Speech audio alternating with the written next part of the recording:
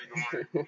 I'm better now. My phone was, I like, how like you go fall asleep and you forget to charge your phone. Yep, been there, done that. Yeah, my shit was at like 9%. So I'm like, how the fuck I'm gonna have to take this call? So I had to put my headpiece on, sleep it on the charger. Okay. But I'm good to go now. So yeah, let's get it started. So I went driving for dollars this morning, and Okay. the neighborhood across the main street from me has, I found, oh God, I have a bunch of addresses. The thing is, I think I was a little timid. Like I saw that a few houses I knew were vacant because it was no blinds and like papers on the windows and stuff like that.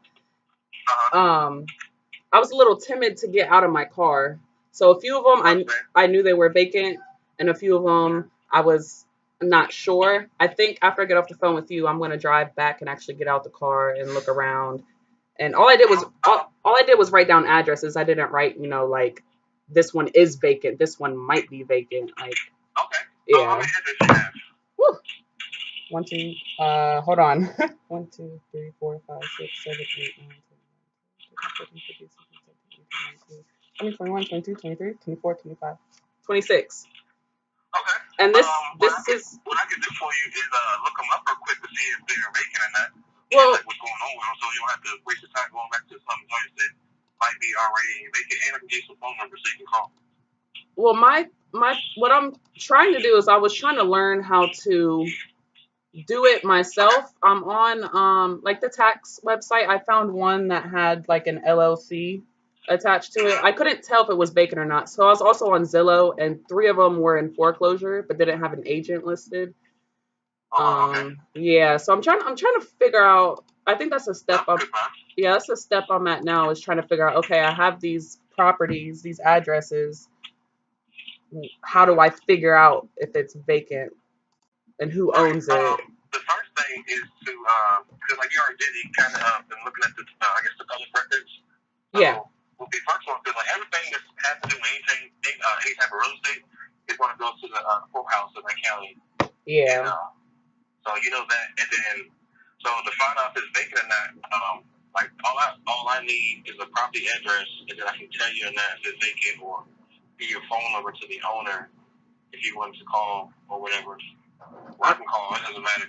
But I mean, you already have, you're in the game, so it's like now you need to talk to the owner and put a contract together, and that's really not as hard as it may seem. I think that's the step where I'm like, oh my God. So I'm gonna get on the phone with them and hey, you want to sell your house? Like, but I was actually listening to a podcast this morning about, addressing or approaching sellers and being like, what's the problem? What can I do to solve your problem? I can get you out. I can get you out of your house with nobody walking through, no for sale signs.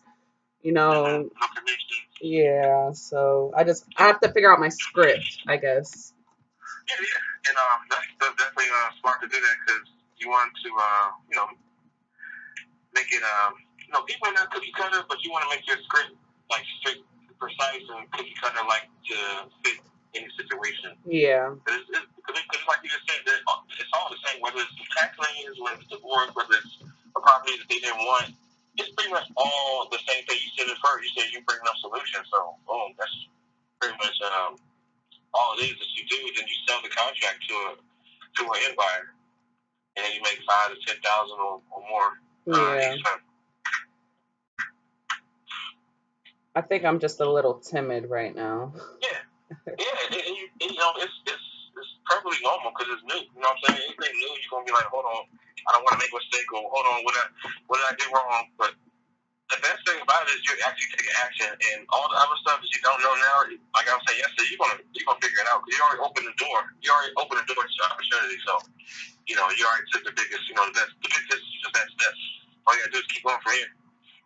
My thing is, like, say I do, because I have all day. I have until 6 o'clock, so I'm gonna be working on this all day. Say I do figure out, hey, it's abandoned, or the person doesn't live there and they don't want the house no more, and I call them and I figure out my script, and they end up, yeah, sure, whatever, I'll sell it. Say I do get that purchase and sales agreement all drafted up. the buyer part. I think that's where I'm stuck. Where would I find a buyer? I know I could put ads on Facebook or Craigslist or something, but like, what is the time frame? Like, how long? Uh, when you set your contract up, you'll tell the seller like, hey, I would need a this would be already in your contract, so it was almost like after you kind of have this in one of your contracts, you can put it in, you can basically use that contract for every transaction.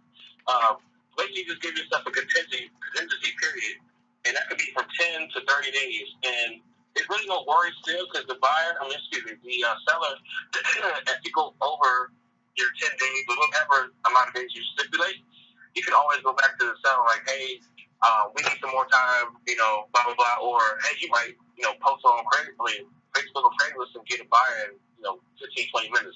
That's not every time, but it has happened. Yeah. So that'd be the thing. You put your contingency in the contract for 10, 20, 30 days. The longer the better, because basically those whatever dates you set is how long you have to find a buyer. Okay. So I would say 20 to 30 days would be good. And then as long as the seller's okay with it, you're good to go. And then, as you're doing what you're doing now, like I would take maybe one day and join a couple real estate friendly websites like biggerpockets.com. I'm on that one. Yeah. Did you get an account yet? I know it's a paid one, there's a free one. Yeah, I have a free account. Okay, cool. And then there's another one called one that I learned about yesterday that I just got a free trial on. I can't wait to like kind of mess around with it, but it's called what the hell is it called? OnlineAssetColumn.com. If you want to write that down, that'd be a good one too. It's a paid website. I mean, a paid subscription, but it's a free trial for like 7 days. But this is a place where you can post your data. Say, for instance, out of the 25 houses you looked at, you talk to one of the sellers today. Literally got them under contract today. If you go on AssetColumn.com, you can post your deal on there, and there's other investors and all types of real estate investing types on there, and they'll likely pick up your deal. As long as it's a deal. Okay. So that would be what I would do, like Facebook, Craigslist, and then these real estate websites. Just kind of get involved with them, post your deal on the forum, and then see where it goes. Have you ever heard of On Carrot? Yes, that's what my website is through. Okay.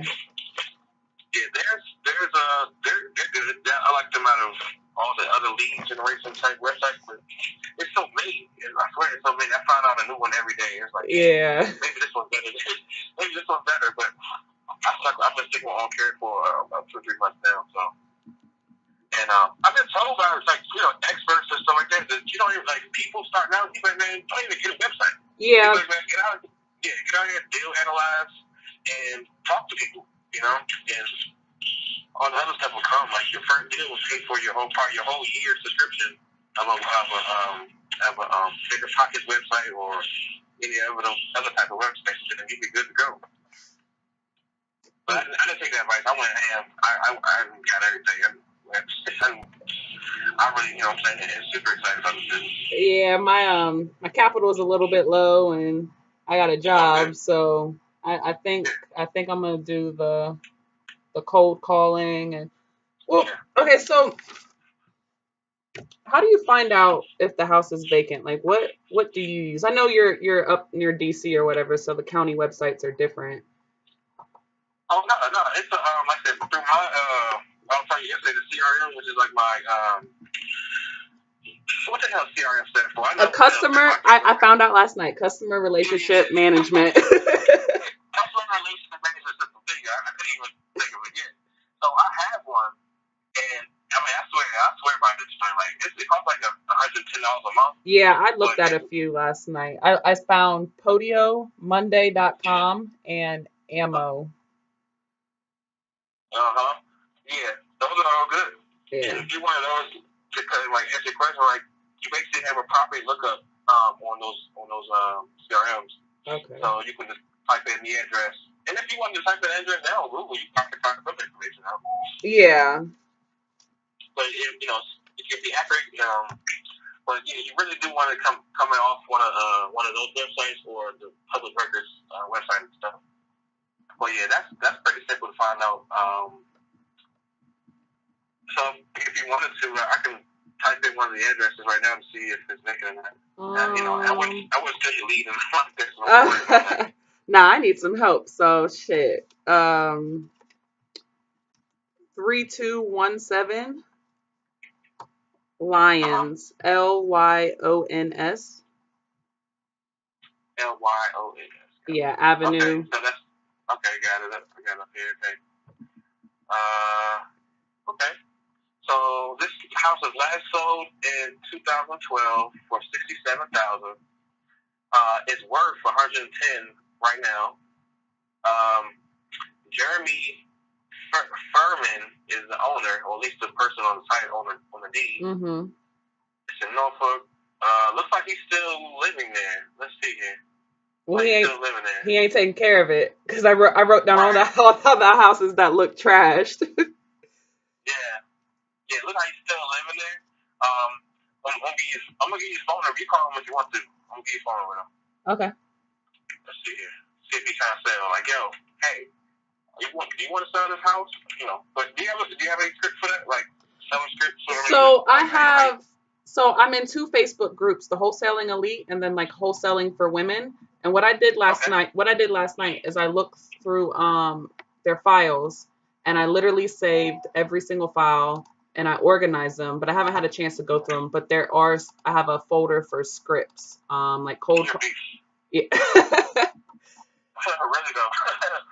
I mean, that's how I've been my whole career. You give me something, I'm gonna figure it out. There's information everywhere, free information everywhere. Yeah. All right, so it looks like I found him. He's 39 years old. His name is Jeremy. Yo, that was fast. Huh? I said that was fast. Yeah. I have a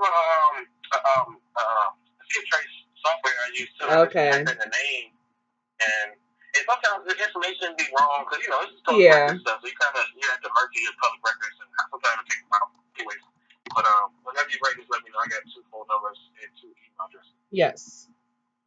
All right. First one is 757. 748. 9032. The second one says it's a Newport News number, but it's a Sprint service, and there's his cell phone number. So same guy, supposedly.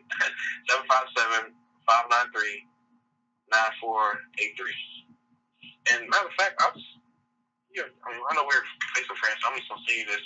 So okay. In case you lose paper or something like that, you ever. Jasmine. All right. And where's it at? All right. Okay. Yeah. So that is, and then email address. Oh, MTU. I'll text the email address to you. Okay. It's kind of difficult to spell out. So it looks like this is him. Whether he picks up or not is the whole question. Because that's really one of the difficult things I'm having right now in business is I'll have all information, be ready to go to talk to a seller, and they either don't answer the phone or get on the phone with me and like, oh yeah, we're not interested in selling. I'm like, fuck. I waste all that time, but it's not really waste time. It's just you have to find out. Yeah. So if they don't answer the phone, what is your next step? Do you do the direct mailing? You can if you really see. Well, to answer your question, I would stick on that property at the profit margin. You run the numbers, and you do all that, and the numbers look really good. Yeah. And you're like, shit, I need to get this property, and I'll probably give it a week or 2 that I'll try to contact my phone, email, and then I like to leave direct mail as the last resource because you got to spend money, and in order to really get someone through direct mail, you got to touch at least 6 or 7 times. Yep. Well, I looked up for that the neighborhood I rode through was called Fairmont Manor, and I did the math. So I looked at Zillow. There wasn't any houses sold in the last 12 months, so I went back 24 months because that was the next option, and I figured out the ARV was 127,000. So. And hold on. This is 127. How'd you come up with that? So let me pull it up. So I went to Zillow because that's the only place I really need to look, and I took all the houses in that block on Fairmont Manor. It's in between two major streets. It's a neighborhood, and they were all 3 bedroom, 2 baths. All within. One of them was 1,000 square feet, but all of them were within 1,200. There was just one that was at 1,000 square feet. I added them all up and divided them by one, two, three, four, five. There was 5 houses in that neighborhood. So I figured out the after repair value was 127. Not bad. Yeah, I think your number may be a little high, only because everything I'm looking at right now is saying like the house itself is only valued at 110. Yeah. And that number could be, off by 5 to 10,000, but normally it's right there within 5 to 10,000 of the actual value, Okay. even when you get it appraised. Because what I've been doing is I have a realtor and it's a realtor and property management husband and wife. Okay. And they it's funny. I just randomly met them just calling properties and calling houses, and this lady called me back and like, hey, well, I'm interested in about selling your house and blah blah blah. What do you do? Let's have lunch tomorrow. Then we had lunch, and she met her husband, and they do. He does the property management, and she's the realtor. But long story, they're selling the house in Alexandria, no, Severn, Maryland, and I was using my ARB calculator that I use, and then they showed me the numbers of their actual appraisal guy. Like he appraised the house that they're trying to sell, and I just compared the contrast of where how my ARB calculator that I use versus what the professional appraisal appraised this house for, and it was almost not just great value. So I'm gonna send you my secret calculator. I don't tell nobody the secret because I'm like, yo, a lot of people I meet money, I don't really know, but I know you. Yeah. So it's all good. I'm gonna give you all my secrets. So you can make some money. But you know what? If you want to meet, real shit.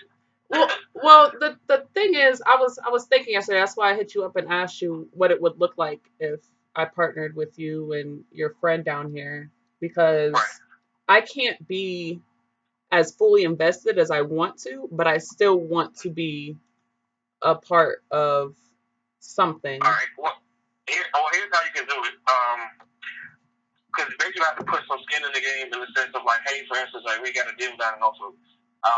You can actually go see the place and all that, and then you can either get another contract yourself, and then I bring the cash buy and we split the deal 50-50. Yep, like that's called a JV, right? A joint venture. Yep. Okay. And then that'll work, and then also too, I think that'd probably be the best thing because the other scenario I was thinking of would be like literally partnering on a deal, like say for me and you like did a deal together, right? And the EMD is $2,000. We split the $2,000 EMD to get the contract, and only that's the real kind of hang up. It'd be like, all right, you found a property, the person wants to sell, we're like, hey, well, we need a earnest late deposit. Mm-hmm. Well, I don't have $5,000 or $10,000 just to give you right now for this property right here. I have to, I'm trying to look at multiple properties, so I don't have $10,000 just to put in one property. So we might can, we might can share that expense, and then boom, we both got this deal locked up, and we still can split it 50-50 down the middle, when we go to close. But in order to get part of the contract, normally you're gonna need some money up front. It could be $1,000 or what I've seen mostly, especially if you're buying it from another wholesaler, which is not a great deal, but you can still make some money with those. Yeah. Is they normally ask about $5,000 down to even get the contract with the seller. Okay. So that's something to think about. But those are two scenarios I think will work best for us. Like, you get a deal contract, whether it be hopefully it'll be straight to like we talk straight to a seller. You're more likely not to have to pay an EMD. Okay. If you talk to a person that got a realtor or got a wholesaler selling their house, or a bank is selling a house, like you get a bank auction or whatever, they're going to ask for EMD. And on that EMD is no less than 2 G's. Okay. Yeah, I don't know what I was looking at last night. I was looking at a lot of stuff. Yeah, I saw a lot that the wholesaler will ask for EMD to be paid to the title company from the buyer. That's the only place I really saw like right, the earnest money right. deposit was on the buyer side, just to like, hey, I got cash. Here's my Yeah, yeah. and that's a true statement because you can structure it like that in the sense of like, all right, I'm selling you my house for 100,000, jazz, and then you find a end buyer who doesn't, and you put your fee on top, and I guess you can add in the EMD. So if you say for instance, I'll sell your house for 100,000, you put your $2,000 assignment fee on it, plus five. So you know basically would ask the environment to pay for a home for 115,000. That would work out if the numbers work. Yeah. But a lot of times, an investor is going to kind of know around about figure how much the house is worth. Since if they did their due diligence and stuff, they're going to know um, how much the house is valued at and what's a real discount and whether or not you put too much on your whole, on your assignment. Yeah.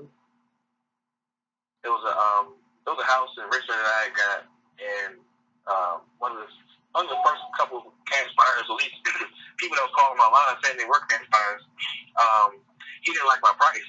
It was almost retail, but it still wasn't. Like the house was worth like 200 some thousand, and I was selling it for 150. Mm-hmm. And he was excited. He called me like a bunch of days in a row, talking all this stuff. Like he's going to get it. And he had all. He's like, man, I have 20 years experience. Blah blah blah. This to this.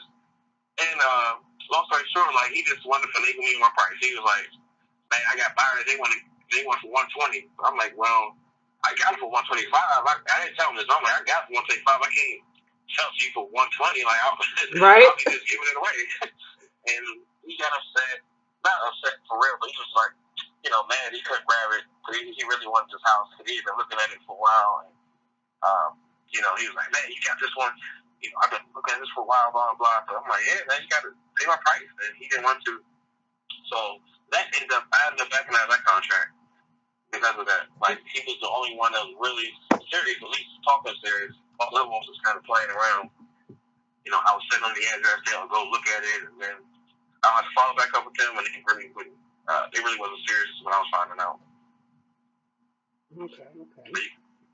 But yeah, so for this property on Lyons Avenue, I'm gonna just go through a deal analyst with you real quick. Okay. Let's see. So for this particular part, 13 or 32, 17 Lyons. All right. If you wanted to wholesale this property based off of the numbers that's already given here, because they said the property is worth 110. So, and I was going to ask for repair value with the little calculator I have. I don't like that number. It was really low. It was like 74,000. You said 74. After repair value, 74,000. So let's go with that. 74,000 after repair call. And then how I've been normally estimating repair costs is $7 to $8 times the square foot of the house. Okay.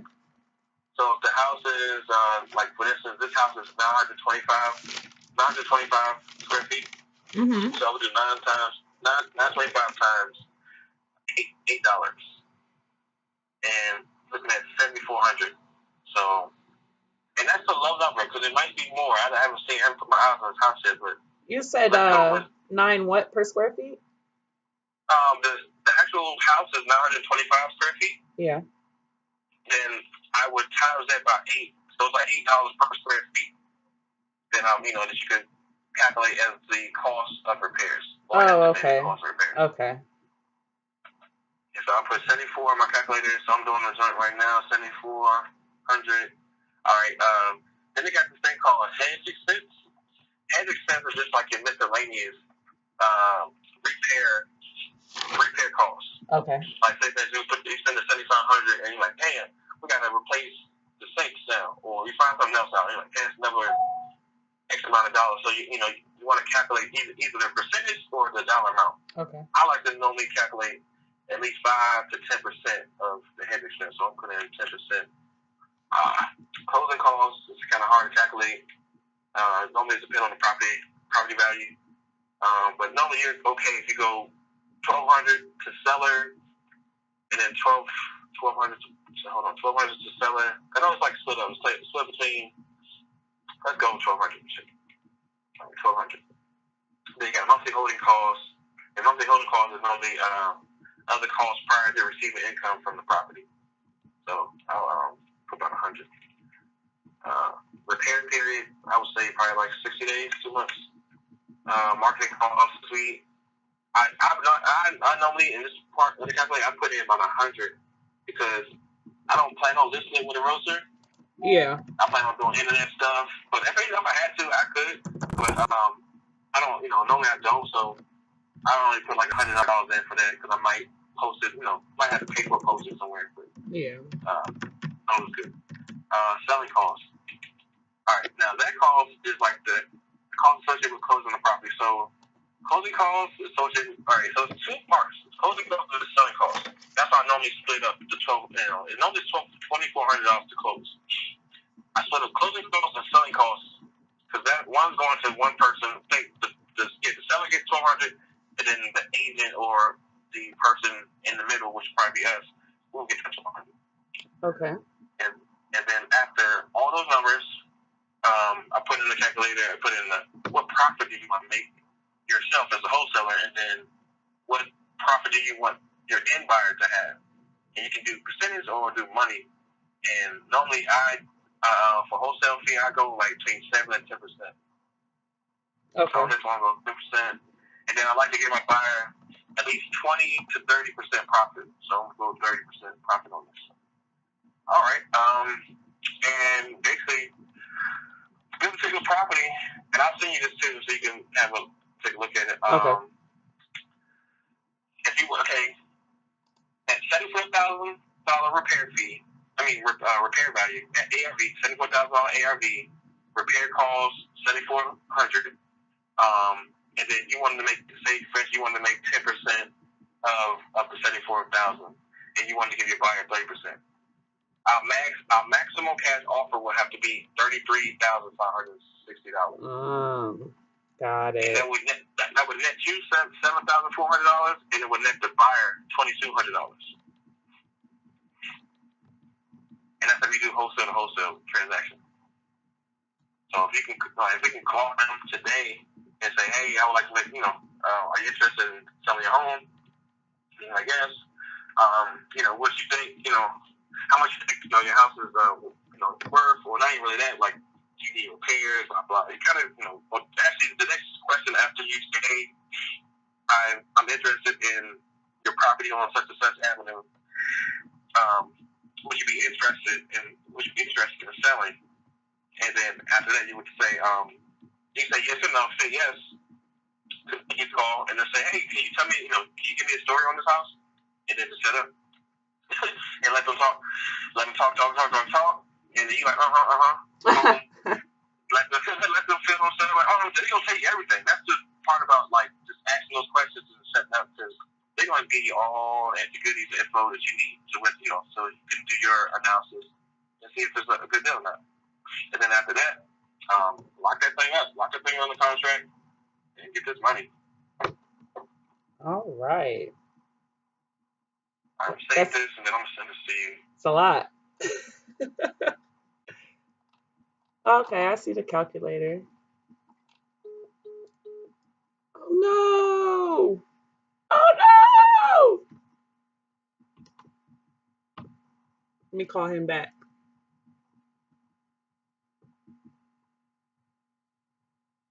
Bet you his phone died.